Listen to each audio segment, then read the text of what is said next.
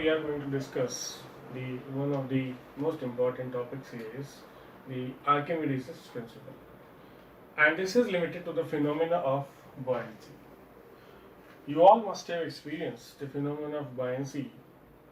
Like if you enter into water, you feel that there is a force which is trying to lift you in the upward direction. So this is nothing but the phenomena of buoyancy, and this is also present in this atmosphere, but we do not feel this because the density of the air in which we are moving is very low as compared to the density of water or any other liquid. Buoyancy is experienced in every fluid, but in gases this is negligible because they have very low density, negligible density as compared to liquids. So we have restricted our discussion with respect to liquids only. So what happens here, suppose this is a solid. This is submerged partially. This can be submerged fully also. I have taken this as partially submerged inside a liquid. The weight of the solid, this is total weight, is W, mass is M, density of the solid is rho S, density of the liquid in which it is submerged is rho L, V is the total volume of this solid, Vi is the volume which is immersed in the liquid. Of this much portion it is Va. So what forces it is experiencing? It is experiencing a downward force which is equal to its weight, which is density of solid V, total volume of the solid, multiplied by. And the Archimedes' principle states that when a solid is fully or partially submerged in a liquid, both in liquid and fluid, I am writing liquid, then it experiences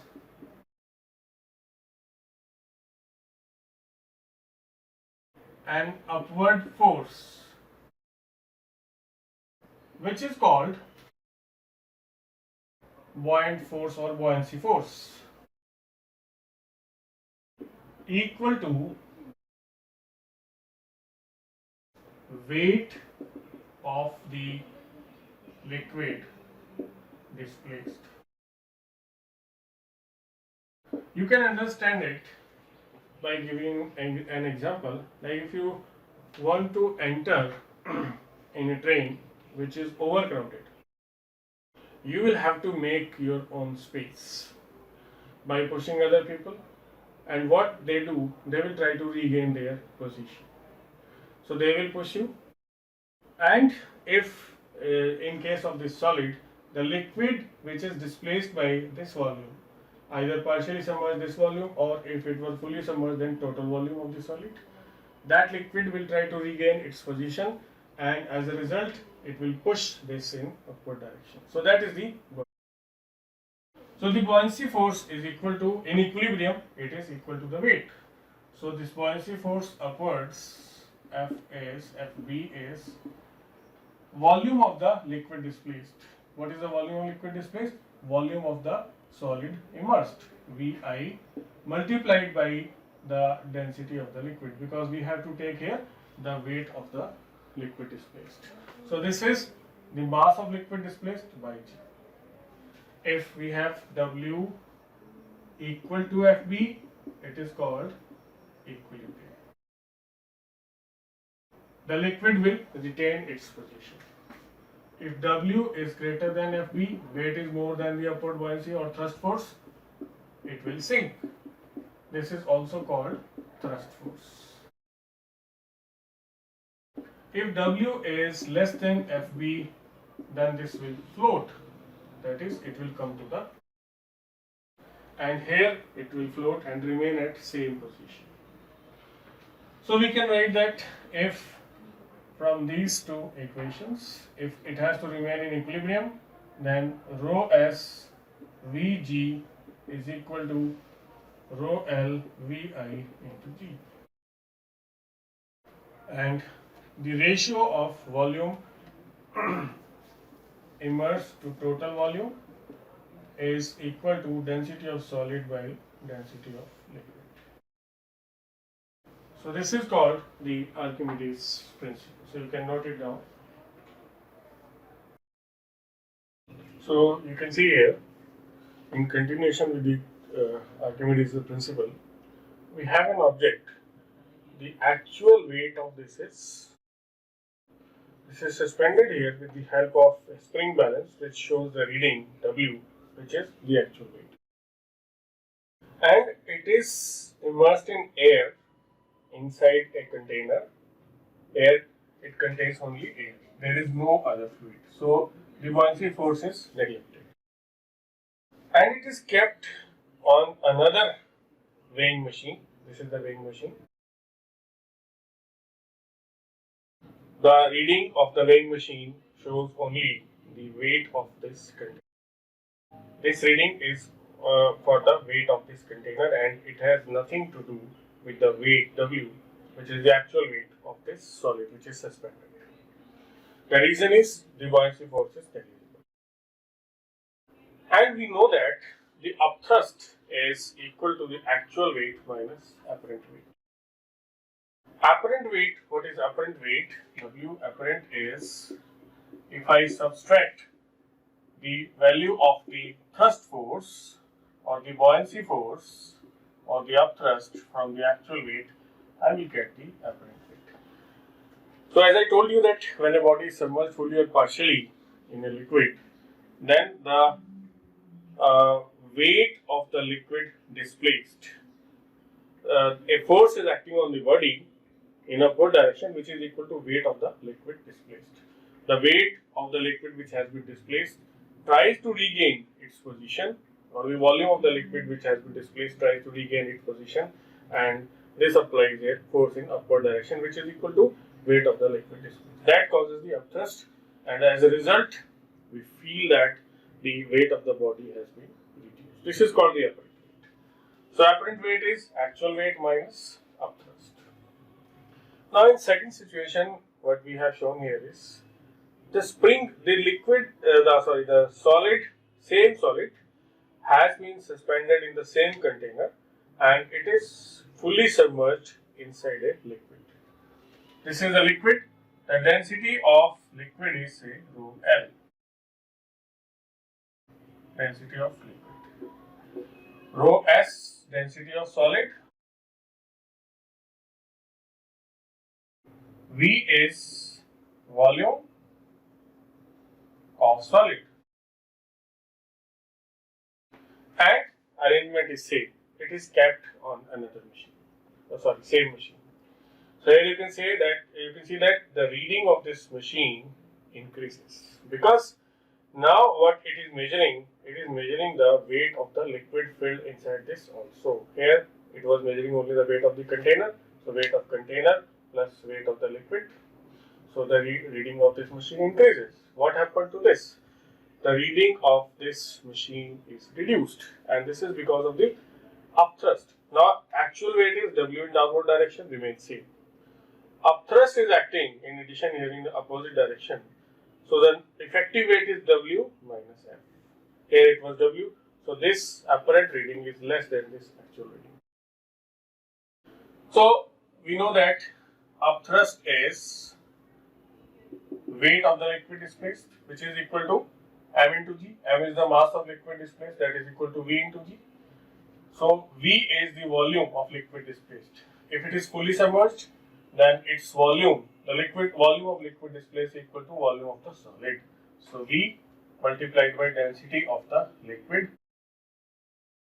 So I can write that the apparent weight is equal to actual weight of the solid, which is V density of solid into G minus V into density of liquid into G. So I can write this as V G rho S minus rho. So this is the apparent weight. So you can see here, reading of this balance will increase as compared to the initial case when there was no liquid, and reading of this is reduced as compared to this because of this apparent weight. There is no change actually in the weight. That's why it is called apparent. We feel that this has been changed. Now there is another term which is called the relative density, and this appears if we take this liquid into which solid has been submerged as water and it is fully submerged, then we define relative density. We discussed this in the topic of introduction also, and this is defined as the weight in air divided by weight in air, which is actual weight, divided by decrease in weight, which is apparent weight. So the actual weight is V, density of solid, into G, divided by decrease in air. So this is the decrease in air. Actual weight, and this is apparent weight. So this much is the decrease in air. So V rho L into G. And if I take this as water, the liquid is water, and this is rho S by rho W, which is nothing but the relative density. So you may note it down.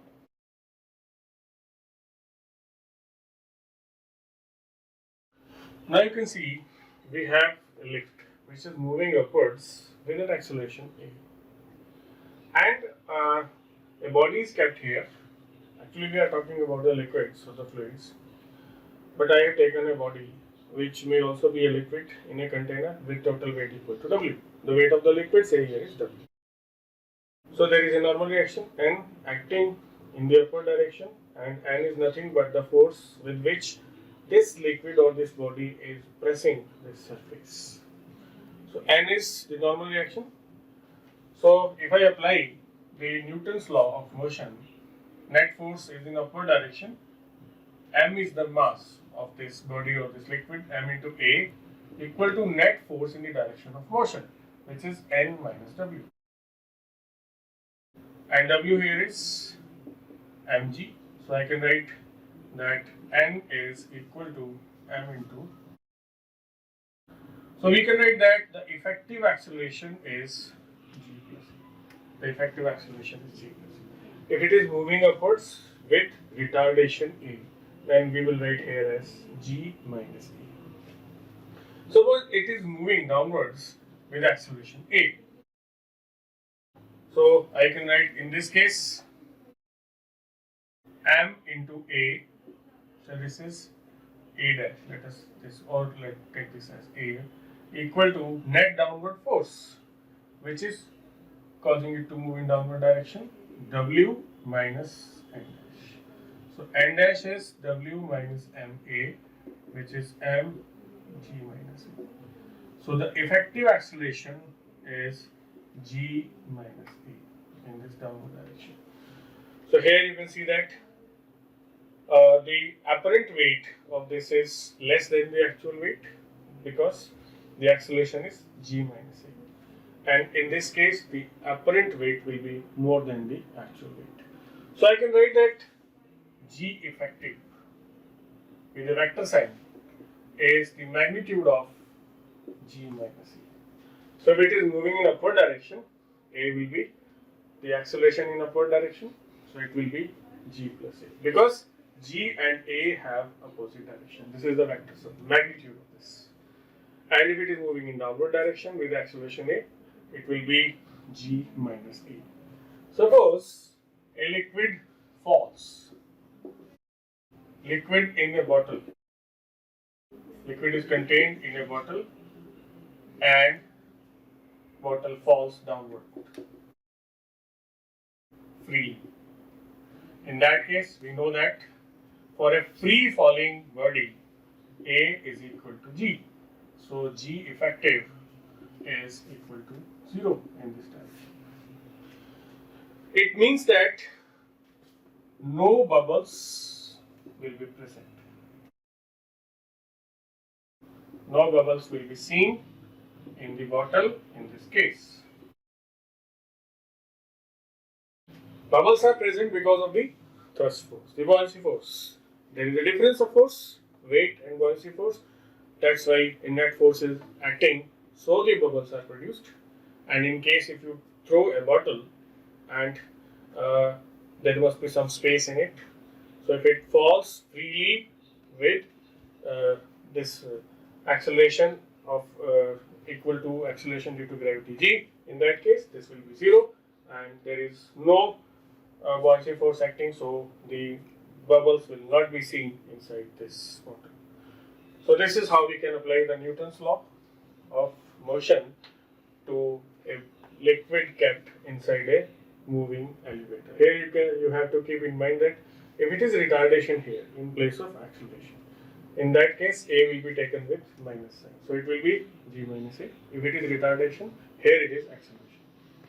If it is retardation here in this downward movement, here also you have to take a with minus a. So it will be g plus a. The result will change. So you can note it down.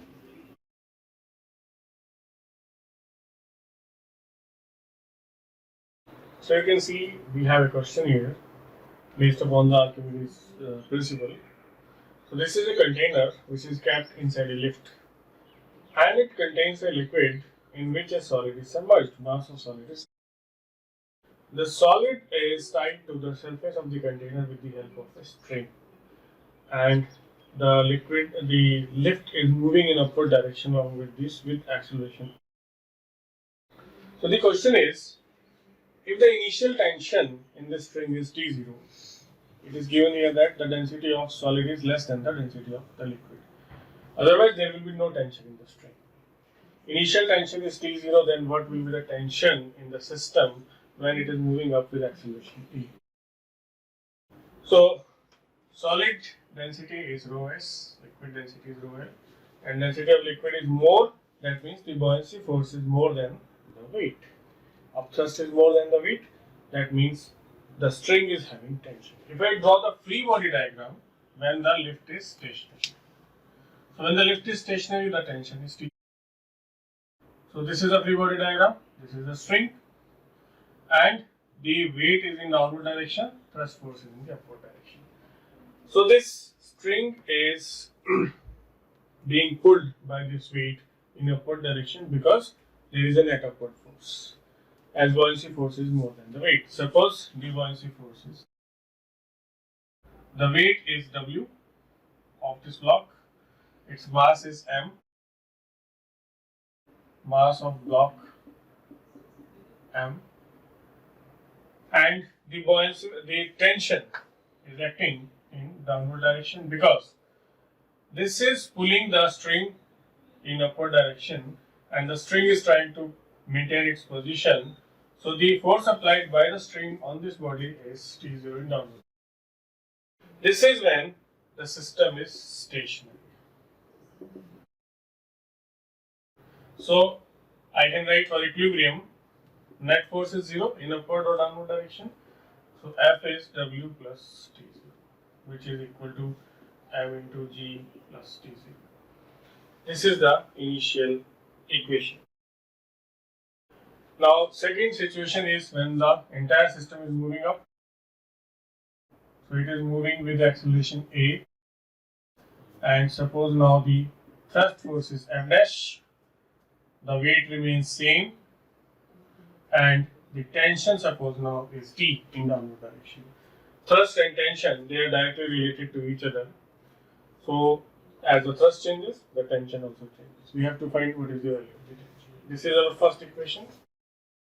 And you know that if it moves in upward direction, the effective acceleration is G plus A in the upward direction.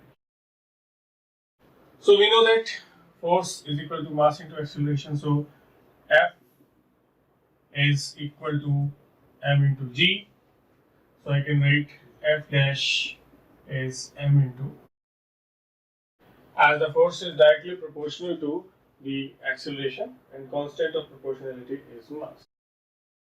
So from these two I can write the ratio F dash by F is equal to G plus A divided by G. So you can put the value of this F dash in terms of F and F using this equation, and I can write that net acceleration in upward direction A. So mass into acceleration is net force F dash minus the downward force. So we have to use these three equations. Equation number 1, equation number 2 and equation number. And solving these, you will get the value of tension T is equal to T0 into 1 plus K by G. This is the value of the tension T when the this system is moving in upward direction, and T0 is the tension when the system is stationary. So see, if the system is moving in upward direction with retardation A, if it is moving upwards with retardation A, minus A will be the acceleration. In that case, T is equal to A is equal. If I write A equal to minus G, in that case T will be equal to 0. The string will not remain tight. Similarly, if it is moving downwards, then in that case A will be equal to G. If it is falling freely, so T will be equal to twice of T. So using this, you can find this relation. This is the value of tension in the string. So you can note it down. So here you can see we have a solid cube. The length of edge is A, and it is submerged in two liquids. In place of one, we have this liquid of density ρ1 and the liquid of density ρ2. The upper liquid is lighter, so thus the solid is submerged and floating in this position. It is in equilibrium in these two. Now what we have to find here is how much portion of the total volume of the solid is V, density is rho, mass is M. How much portion is submerged in lower liquid, how much submerged in upper liquid. So in this question, in all these types of problems, you have to use the condition of equilibrium. So as it is floating in equilibrium, so net force on it must be equal to 0.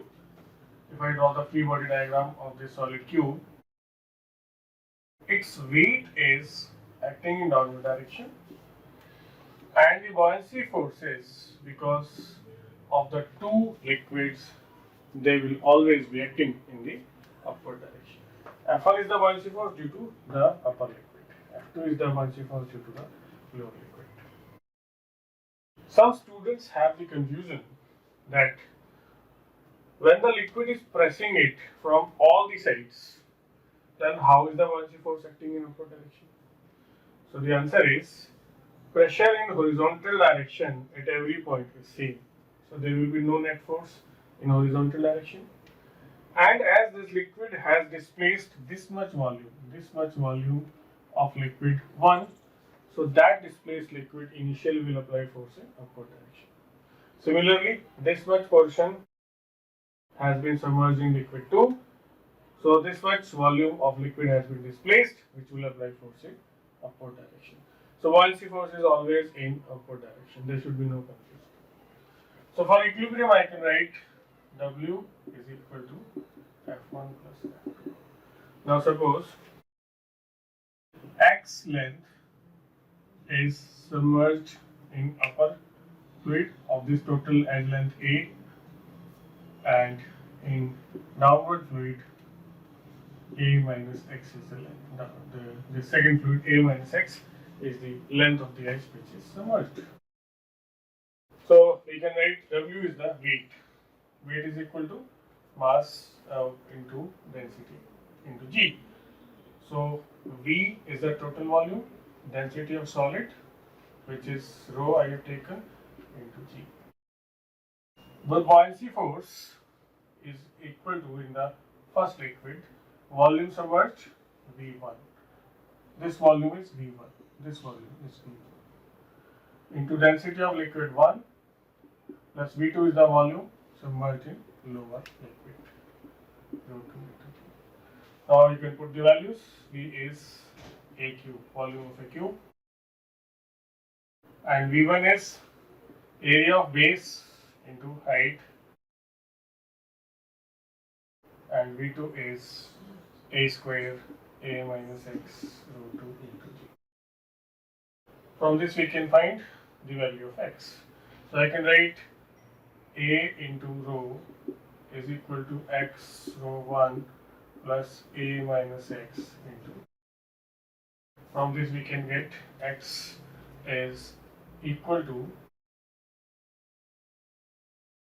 a into rho minus rho 2 divided by rho 1 minus rho 2. This is the length of the edge submerged in the upper fluid. Similarly, you can find the length submerged in the lower fluid. Now, we can take a numerical example. Suppose we have upper fluid is water, so that rho 1 is 1000 kilogram per meter cube. The lower fluid is mercury, and the cube is having an edge length of 6 centimeters. Now you have to find how much is the solid submerged in upper and the lower fluid, water and mercury, and it is made of steel. The solid is made of steel or iron. The density of that may be taken as 7700 kilogram per meter cube. This is a numerical example based on this same question. So I can put the value here. You can directly find from this also.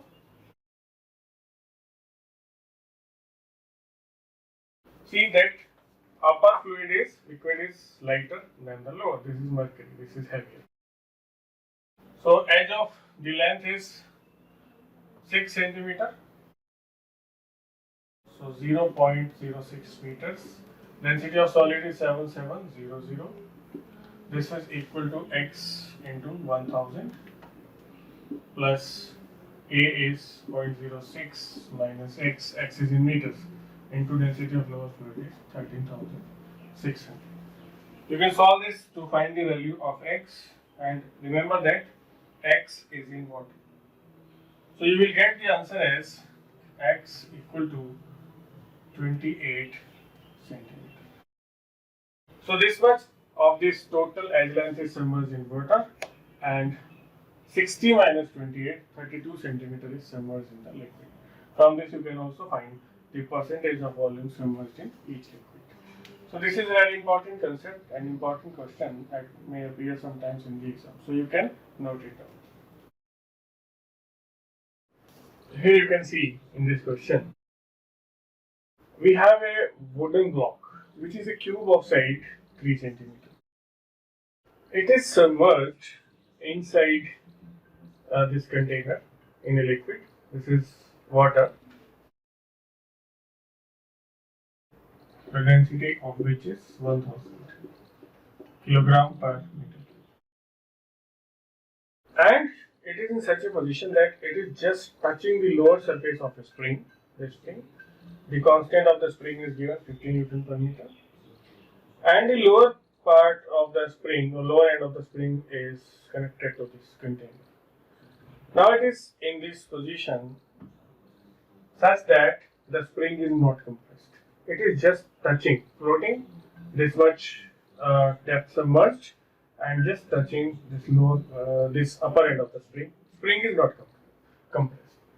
Now what we have to do is, as per the question, what maximum weight can we put on the cube without wetting it? So suppose I put this weight, say W1 on the spring. W is the weight of the block, so that this weight is not being wetted by water. That means initially this is the level of water, and when I put this weight here, it is compressed by this weight. The force is applied by this weight, so that this this much length, which was outside the water, this is also submerged, and it assumes this position. This is the level of water. Now water does not wet. It means that only this portion is submerged. The liquid, this cube is entirely submerged initially this was the position of the spring, and now you can see that the spring has also been compressed. How much is the spring compressed? By this much length is the spring compressed. So what we have to do here is apply the condition of equilibrium by drawing the free water diagram. First of all, we have to find how much is the spring compressed. So compression of the spring is equal to this length of the edge, which is submerged in the liquid, which was initially outside the liquid when we put the weight W1 on the surface. So if you draw the free body diagram, W1 is the weight here, W is the weight of this block. So the weight acting in downward direction W and W1. What is the weight acting in the upward direction? Up thrust, buoyancy force. And because this is compressing the spring in the downward direction, so spring will apply a force in upward direction on this. This is the spring force, which is equal to K into X. From this you can write that W1 plus W is equal to F plus the spring force. From this we can find the value of weight to be kept on the surface of this wooden block. So this X is the compression of the spring. First of all, you should know what is the value of this X. So initially, how much of this portion is outside this? This will be submerged when I put a weight here. This point will come here. So by writing the equilibrium condition, weight is equal to upthrust initially when there is no compression in the spring. So this is the cube. So from this you can write W is mg, m is mass is equal to volume into density of the solid is equal to the buoyancy force. The volume submerged, Vi is the volume immersed, density of liquid. So Vi is equal to V into density of solid by density of liquid. This is V into the specific gravity of the solid, which is density of solid by density of liquid if the liquid is water. If liquid is water, which is given in this case. So from this we can write that the value of X of the edge, which is outside the water, you can find this. So Vi is equal to, suppose X is the length which is outside the water and A is the edge. So volume immersed is equal to AQ into 800 divided by 1000. 0.8 multiplied by AQ. And Vi is A square into A minus X 0.8 into AQ. From this you can find the value of X.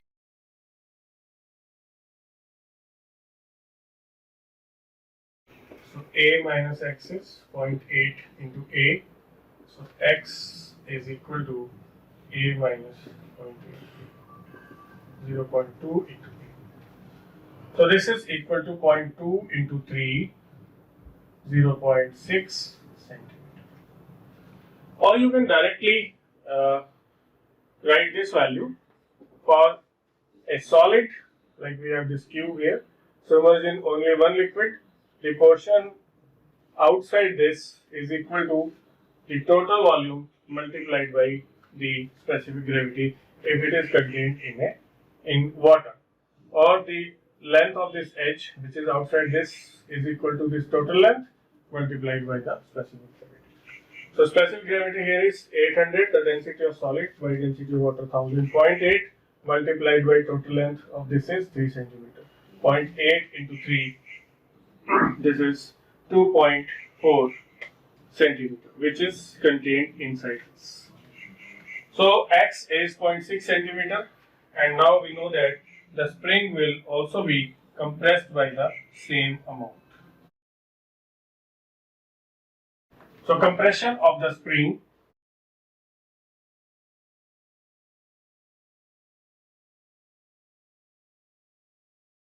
X is 0.6 centimeter. From this we can write the spring force Kx. K is 50 multiplied by 0.6. This is Newton per meter. This is centimeter. Divide this by 100 to convert this into meter. 0.3 Newton. This is the spring force. Now we can put the values in this equation.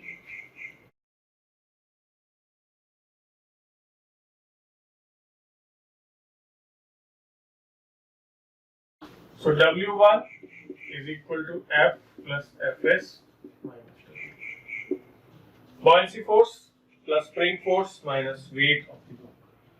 So you also have to calculate the buoyancy force, which is equal to volume of the liquid displaced, which will be equal to volume of the total block, multiplied by density of water into G plus spring force K into X minus weight of this block, V into density of solid into G. So now put the values in this. V is the volume of this solid, and here this is the volume, total volume I have taken because the whole block is submerged inside the liquid. So volume is A cube, A is the edge length 3 centimeter, convert this into meter, 0.03 meters whole cube. Density of water 9.8 plus spring force is 0.3 minus the weight. Density of wood is 800 into 9. And if you calculate this, you will get the value of weight which can be put on this is W will be around 0.36 Newton. This is the answer. So you can note it down.